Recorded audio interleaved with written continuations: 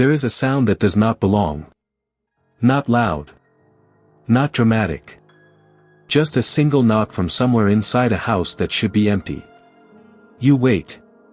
You tell yourself it was the wood settling, the temperature shifting, something rational. But your hands are already shaking. Your body understood the danger before your mind caught up. I want to talk about why that happens. Not the knock itself. The shaking. Most conversations about fear and horror focus on what appears. The creature. The ghost. The masked figure at the window. But the most effective horror environments work differently. They exploit what disappears. Sound disappears. Light disappears. The feeling that someone would hear you if you screamed disappears. And in that absence, something else wakes up. A woman named Renata once told me about a week she spent house-sitting for a relative in rural Portugal. The property sat at the end of a dirt road that dissolved into scrubland. The nearest village was 11 kilometers away. She described the first 3 days as boring. By the 4th day, she stopped sleeping. Not because anything happened. Because the absence of anything happening became its own kind of pressure. She started checking locks she had already checked. She would stand at windows staring into the dark, convinced something had just moved. On the 5th night, she packed her things at 2 in the morning and drove back to Lisbon without stopping. She said the house did nothing to her. The nothing did everything. That experience touches on something researchers in environmental psychology have studied for decades. Spaces communicate. A cathedral tells your body to be still, to look upward, to whisper. A hospital corridor tells your body to stay alert, to move quickly, to keep your voice flat. And a structure sitting alone in a landscape devoid of human activity tells your body that the rules have changed. That you are no longer in a place built for comfort. You are in a place where comfort was never part of the design.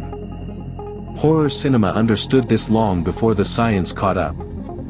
Consider the way certain filmmakers weaponize domestic architecture. In the 1963 adaptation of Shirley Jackson's novel, the house itself seems to possess geometry that defies logic. Doors that close on their own. Walls that seem to breathe when no one is looking directly at them. The building was not haunted in the traditional sense. It was wrong. Something about its angles, its proportions, its refusal to behave like a normal structure created a space where the human mind could not find equilibrium. The protagonist does not encounter a ghost and lose her sanity. She encounters architecture that slowly dismantles her ability to distinguish between what is real and what is the house. That approach, the building as antagonist rather than setting, changed everything.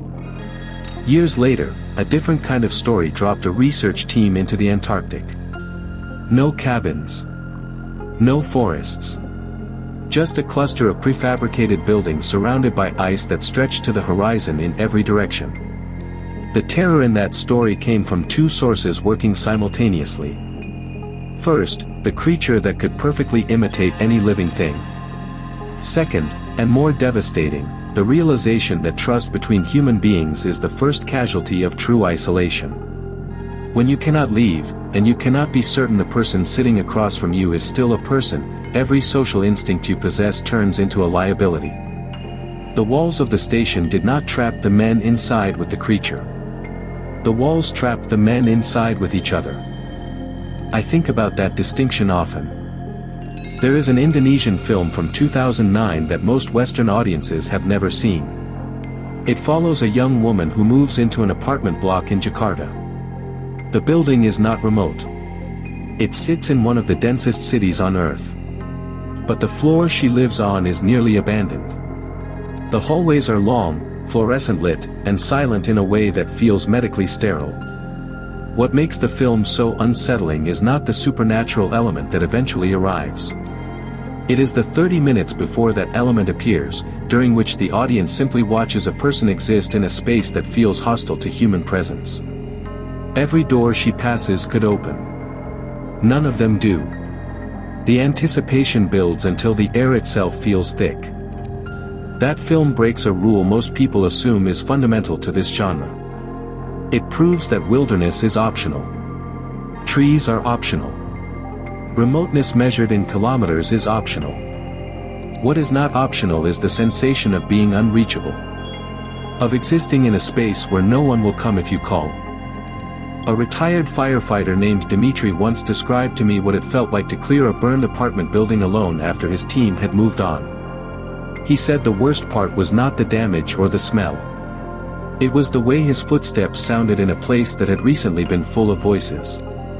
He said absence has a texture. You can feel it pressing against your skin.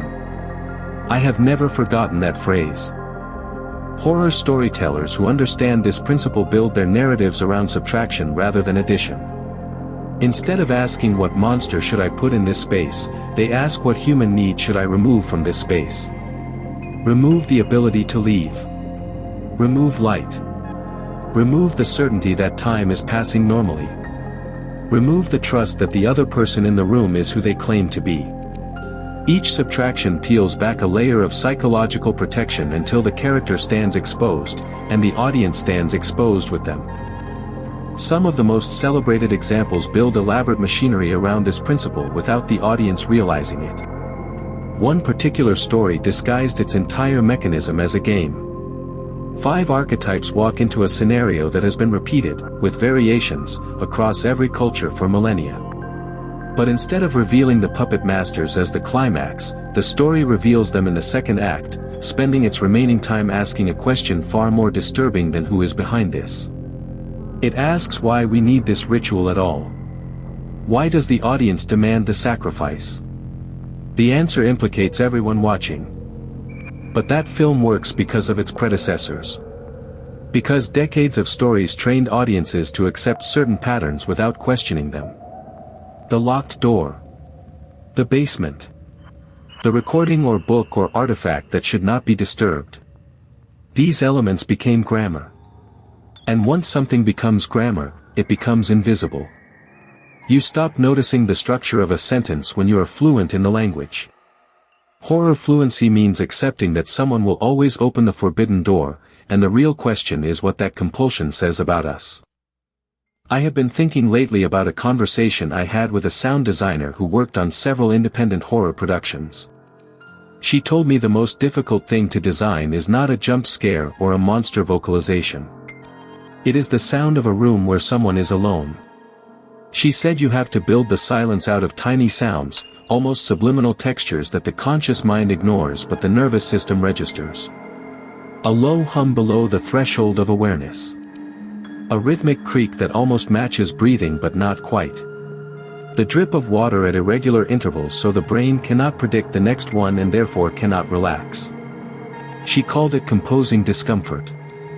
Making the audience feel that something is wrong without giving them permission to point at the screen and say there, that is the threat.